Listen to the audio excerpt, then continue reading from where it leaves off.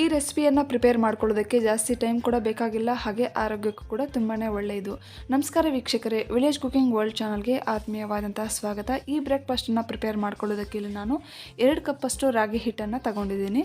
ರುಚಿಗೆ ತಕ್ಕಷ್ಟು ಉಪ್ಪು, ಸಣ್ಣದಾಗಿ ಕಟ್ ಮಾಡಿರುವಂತಹ ಈರುಳ್ಳಿ 1 ಕಪ್ಪಷ್ಟು, ಸ್ವಲ್ಪ ಕೊತ್ತಂಬರಿ ಸೊಪ್ಪು, 2 ಹಸಿಮೆಣಸಿನಕಾಯಿನ ಈ ಥರ ಸಣ್ಣದಾಗಿ ಕಟ್ ಮಾಡಿ ಹಾಕಿ, ಇಲ್ಲ ಪೇಸ್ಟ್ ಕೂಡ ಹಾಕ್ಕೋಬೋದು. ನಂತರ ಅರ್ಧ ಕಪ್ಪಷ್ಟು ಕ್ಯಾರೆಟ್ ತುರಿ, ಸಣ್ಣದಾಗಿ ಕಟ್ ಮಾಡಿರುವಂತಹ ಕರಿಬೇವಿನ ಸೊಪ್ಪು, 1 ಟೇಬಲ್ ಸ್ಪೂನಷ್ಟು ಬಿಳಿ ಎಳ್ಳು, ಈರುಳ್ಳಿ ಸೊಪ್ಪು ಅಥವಾ ಈರುಳ್ಳಿ ಎಳೆಯನ್ನು ಈ ಥರ ಸಣ್ಣದಾಗಿ ಕಟ್ ಮಾಡಿ ಸೇರಿಸಿ. ಇದು ಆಪ್ಷನಲ್, ಬೇಕಿದ್ರೆ ಹಾಕ್ಕೋಬೋದು, ಇಲ್ಲ ಅಂತಂದರೆ ಹಾಕ್ದಿರ ಇದ್ರೂ ಪರವಾಗಿಲ್ಲ. ಈಗ ಇದನ್ನು ನಾವು ಡ್ರೈ ಮಿಕ್ಸ್ ಮಾಡ್ಕೋಬೇಕಾಗತ್ತೆ. ಈ ಥರ ಡ್ರೈ ಮಿಕ್ಸ್ ಮಾಡ್ಕೊಂಡಿದ್ದಾದಮೇಲೆ ಸ್ವಲ್ಪ ನೀರನ್ನು ಸೇರಿಸ್ತಾ ಇದನ್ನು ಚೆನ್ನಾಗಿ ಮಿಕ್ಸ್ ಮಾಡಬೇಕು. ಸಾಫ್ಟಾಗಿ ಮಿಕ್ಸ್ ಮಾಡ್ಕೋಬೇಕಾಗತ್ತೆ. ಆಲ್ರೆಡಿ ನಿಮಗೆ ಇದು ಯಾವ ರೆಸಿಪಿ ಅಂತ ಗೊತ್ತಾಗೇ ಇರುತ್ತೆ. ಸೊ ಇದು ಏನೂ ಅಲ್ಲ, ಮಸಾಲೆ ರಾಗಿ ರೊಟ್ಟಿ. ನೀವು ಸಿಂಪಲ್ಲಾಗಿ ಕೂಡ ರಾಗಿ ರೊಟ್ಟಿ ಮಾಡ್ಕೋಬೋದು, ಆದರೆ ಈ ಥರ ರಾಗಿ ರೊಟ್ಟಿ ಆರೋಗ್ಯಕ್ಕೆ ತುಂಬಾ ಒಳ್ಳೆಯದು. ಸೊ ಖಂಡಿತ ನೀವು ಟ್ರೈ ಮಾಡಿ ನೋಡಿ. ಇದನ್ನು ಈ ಥರ ಸಾಫ್ಟಾಗಿ ಮಿಕ್ಸ್ ಮಾಡ್ಕೊಂಡಿದ್ದಾದಮೇಲೆ ಈಗ ಒಂದು ತವಾ ತಗೊಂಡು ಸ್ವಲ್ಪ ಆಯಿಲನ್ನು ಹಾಕ್ಕೊಳ್ಳಿ. ಇಲ್ಲಿ ನಾನು ಐರನ್ ತವಾ ತಗೊಂಡಿದ್ದೀನಿ, ನೀವು ಬೇಕಿದ್ರೆ ನಾನ್ ಸ್ಟಿಕ್ ತವಾ ಕೂಡ ತಗೋಬೋದು. ಈ ಥರ ಚೆನ್ನಾಗಿ ಅಪ್ಲೈ ಮಾಡ್ಕೊಂಡಿದ್ದಾದಮೇಲೆ ಈಗ ಚೆನ್ನಾಗಿರ್ತಕ್ಕಂತಹ ಒಂದು ಕಾಟನ್ ಬಟ್ಟೆ ತಗೊಳ್ಳೋಣ. ನಿಮ್ಮ ಹತ್ರ ಬಾಳೆ ಎಳೆ ಇದ್ರೂ ತಗೋಬೋದು, ಇಲ್ಲ ಬಟರ್ ಪೇಪರ್ ಇದ್ರೂ ತಗೋಬೋದು. ನೋಡಿ, ಕಾಟನ್ ಬಟ್ಟೆ ಮೇಲೆ ಈ ಥರ ನೀಟಾಗಿ ಸ್ಪ್ರೆಡ್ ಮಾಡ್ಕೊಳ್ಳೋಣ. ಸೊ ಎಷ್ಟು ತೆಳುವಾಗಿ ನಾವು ಈ ರೊಟ್ಟಿಯನ್ನು ಮಾಡ್ಕೋಬೋದು ಅಷ್ಟು ತೆಳುವಾಗಿ ಈ ಥರ ಸ್ಪ್ರೆಡ್ ಮಾಡಿಕೊಂಡು ನೋಡಿ, ಇದು ಈಸಿಯಾಗಿ ಬಂದುಬಿಡುತ್ತೆ. ಈಗ ಇದನ್ನು ತಗೊಂಡು ನಾವು ಈ ತವ ಮೇಲೆ ಹಾಕೋಣ. ನೋಡಿ, ತಕ್ಷಣ ಬೇಕಾದರೂ ತೆಗಿಬೋದು, ಇಲ್ಲ ಅಂತಂದರೆ 1-2 ನಿಮಿಷ ಬಿಟ್ಟು ತೆಗಿಬೋದು. ಎಲ್ಲಾದರೂ ಮಂದ ಅಂತ ಅನಿಸಿದ್ರೆ ಈ ಥರ ಕೈಯಲ್ಲಿ ಪ್ರೆಸ್ ಮಾಡಿ. ಈಗ ಈ ಕಾರ್ನರಲ್ಲಿ ಸ್ವಲ್ಪ ಆಯಿಲನ್ನು ಹಾಕ್ಕೊಳ್ಳೋಣ. ನೀವು ಬೇಕಿದ್ರೆ ತುಪ್ಪ ಕೂಡ ಹಾಕ್ಕೋಬೋದು.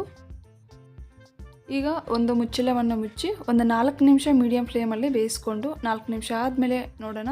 ಇದು ಒಂದು ಕಡೆ ಬೆಂದಿದೆ, 2 ಕಡೆ ಉಲ್ಟಾ ಮಾಡ್ತಾ ಇದನ್ನು ಬೇಯಿಸ್ಕೋಬೇಕಾಗತ್ತೆ. ನಾನು ಇನ್ನೊಂದು ಮೆಥಡಲ್ಲಿ ಕೂಡ ಹೇಳ್ಕೊಡ್ತೀನಿ. ಆಲ್ಮೋಸ್ಟ್ ಎಲ್ಲರಿಗೂ ಗೊತ್ತೇ ಇರುತ್ತೆ. ಎಲ್ಲರ ಮನೆಯಲ್ಲಿ ಬಾಳೆ ಎಳೆ ಇರುವುದಿಲ್ಲ, ಹಾಗೆ ಬಟರ್ ಪೇಪರ್ ಕೂಡ ಇರುವುದಿಲ್ಲ.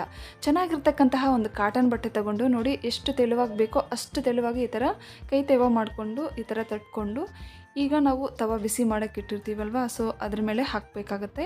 ಈ ತವ ಎಷ್ಟು ಅಗಲ ಇರುತ್ತೆ ಅಷ್ಟು ಅಗಲ ಬಟ್ಟೆ ಕಟ್ ಮಾಡಿಕೊಂಡ್ರೆ ಒಳ್ಳೆಯದು. ಯಾಕಂತಂದರೆ ಒಂದು ವೇಳೆ ಹೈ ಫ್ಲೇಮಲ್ಲಿ ಇಟ್ಟಿದ್ರೆ ಬೆಂಕಿ ಕೂಡ ತಗೊಳ್ಬೋದು. ಹಾಗಾಗಿ ತವ ಎಷ್ಟು ಅಗಲ ಇದ್ದರೆ ಅಷ್ಟು ಅಗಲ ಬಟ್ಟೆಯನ್ನು ಕಟ್ ಮಾಡಿಕೊಂಡು ಪ್ರಿಪೇರ್ ಮಾಡಿಕೊಂಡ್ರೆ ಒಳ್ಳೆಯದು. ಈ ರೊಟ್ಟಿಯನ್ನು ಆ ಕಡೆ ಈ ಕಡೆ ಉಲ್ಟಾ ಮಾಡ್ತಾ ಮೀಡಿಯಂ ಫ್ಲೇಮಲ್ಲಿ ಬೇಯಿಸ್ಕೋಬೇಕಾಗತ್ತೆ. ಮುಂದೆ ನೀವು ನೋಡ್ಬೋದು ಈ ರೊಟ್ಟಿ ಎಷ್ಟೊಂದು ತೆಳುವಾಗಿ ಬಂದಿರುತ್ತೆ ಅಂತ. ನೋಡಿ, ಮಸಾಲ ರಾಗಿ ರೊಟ್ಟಿಯನ್ನು ಪ್ರಿಪೇರ್ ಮಾಡ್ಕೊಳ್ಳೋದು ತುಂಬ ಸುಲಭ, ಆದರೆ ಆರೋಗ್ಯಕ್ಕೆ ಅಷ್ಟೇ ಒಳ್ಳೆಯದು. ನೋಡಿ, ಈಗ ನಾನು ಇನ್ನೊಂದು ಮೆಥಡಲ್ಲಿ ಹೇಳ್ಕೊಡ್ತಾ ಇದ್ದೀನಿ. ಈ ಥರ ಆಯಿಲನ್ನು ಅಪ್ಲೈ ಮಾಡಿಕೊಂಡು ಸ್ವಲ್ಪ ಹಿಟ್ಟನ್ನು ತಗೊಂಡು ನೋಡಿ, ಕೈ ತೇವ ಮಾಡಿಕೊಂಡು ಈ ಥರ ನಿಧಾನವಾಗಿ ತಟ್ಟಿ ಲೋ ಫ್ಲೇಮಲ್ಲಿ ಇಟ್ಕೊಂಡಿರಿ. ಲೋ ಫ್ಲೇಮ್ನಲ್ಲಿ ಇಟ್ಕೊಂಡು ಈ ಥರ ನಿಧಾನವಾಗಿ ತಟ್ಟಿ. ಈ ಥರ ತೆಳುವಾಗಿ ತಟ್ಟಿದ್ದಾದಮೇಲೆ ಸ್ಟವ್ ಫ್ಲೇಮನ್ನು ಆನ್ ಮಾಡಿ ಸ್ವಲ್ಪ ಆಯಿಲನ್ನು ಕಾರ್ನರಲ್ಲಿ ಹಾಕ್ಕೊಂಡು ಪ್ಲೇಟನ್ನು ಮುಚ್ಚಿ ಆ ಕಡೆ ಒಂದು 4 ನಿಮಿಷ ಈ ಕಡೆ ಒಂದು 4 ನಿಮಿಷ ಇದನ್ನು ಚೆನ್ನಾಗಿ ಬೇಯಿಸ್ಕೋಬೇಕಾಗತ್ತೆ. ಈ ಥರ ಬೇಯಿಸ್ಕೊಂಡಿದ್ದಾದಮೇಲೆ ಇದನ್ನು ಬಿಸಿ ಬಿಸಿಯಾಗಿ ಹಾಗೇನೂ ತಿನ್ಬೋದು, ಇಲ್ಲ ಅಂತಂದರೆ ಚಟ್ನಿ ಜೊತೆ ಕೂಡ ತಿನ್ಬೋದು. ನೋಡಿ ಎಷ್ಟೊಂದು ತೆಳುವಾಗಿ ಬಂದಿದೆಯೋ ಅಂತ. ರಾಗಿ ರೊಟ್ಟಿಯಲ್ಲಿ ಹಾಕಿರ್ತಕ್ಕಂತಹ ಎಲ್ಲ ಇಂಗ್ರೀಡಿಯೆಂಟ್ಸ್ ಒಳ್ಳೆ ಪೋಷಕಾಂಶಗಳನ್ನು ಒಳಗೊಂಡಿರುತ್ತೆ. ಸೊ ಖಂಡಿತ ನೀವು ಕೂಡ ಟ್ರೈ ಮಾಡಿ. ಇದನ್ನು ಬ್ರೇಕ್ಫಾಸ್ಟ್ಗಾದರೂ ಪ್ರಿಪೇರ್ ಮಾಡ್ಕೋಬೋದು, ಇಲ್ಲ ಲಂಚ್ ಡಿನ್ನರ್ಗಾದರೂ ಪ್ರಿಪೇರ್ ಮಾಡ್ಕೋಬೋದು. ಇದನ್ನು ಚಟ್ನಿ ಜೊತೆನೂ ತಿನ್ಬೋದು, ಇಲ್ಲ ಅಂತಂದರೆ ಹಾಗೇನೂ ಬಿಸಿ ಬಿಸಿಯಾಗಿ ತಿನ್ಬೋದು. ಚಟ್ನಿ ರೆಸಿಪಿ ಲಿಂಕನ್ನು ಡಿಸ್ಕ್ರಿಪ್ಷನ್ ಬಾಕ್ಸಲ್ಲಿ ಕೊಟ್ಟಿರ್ತೀನಿ, ಇಲ್ಲ ಅಂತಂದರೆ ನೀವು ಚಾನಲಲ್ಲಿ ಹೋಗಿ ಕೂಡ ನೋಡ್ಬೋದು. ಈ ವಿಡಿಯೋ ಇಷ್ಟ ಆದರೆ ಪ್ಲೀಸ್ ಲೈಕ್ ಮಾಡಿ, ಹೊಸದಾಗಿ ನೋಡ್ತಿದ್ರೆ ಪ್ಲೀಸ್ ಸಬ್ಸ್ಕ್ರೈಬ್ ಮಾಡಿ, ಸಪೋರ್ಟ್ ಮಾಡಿ. ಮುಂದಿನ ವಿಡಿಯೋದಲ್ಲಿ ಭೇಟಿಯಾಗೋಣ. ವಿಡಿಯೋ ವೀಕ್ಷಿಸಿದ್ದಕ್ಕಾಗಿ ಧನ್ಯವಾದಗಳು.